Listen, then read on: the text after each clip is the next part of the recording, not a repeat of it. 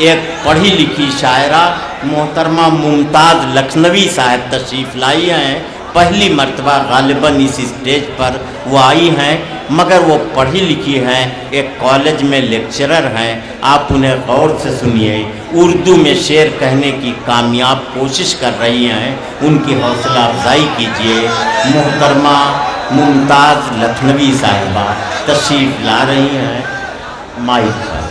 किसी के रूबरू उनका कयाम आया तो क्या होगा, किसी के रूबरू उनका कयाम आया तो क्या होगा, हमारे भी लबों पर हमारे भी लबों पर उनका नाम आया तो क्या होगा, हमारे भी लबों पर उनका नाम आया तो क्या होगा,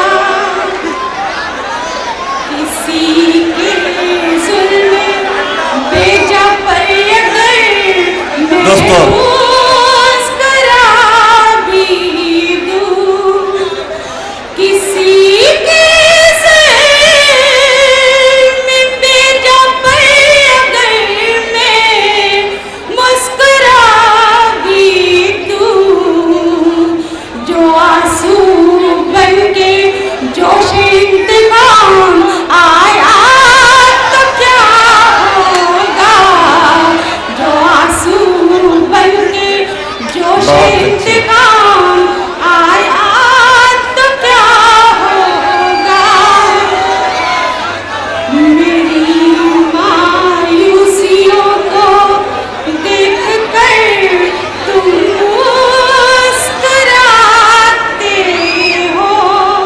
मेरी मायूसियों को देखकर तुम मुस्कुराते हो।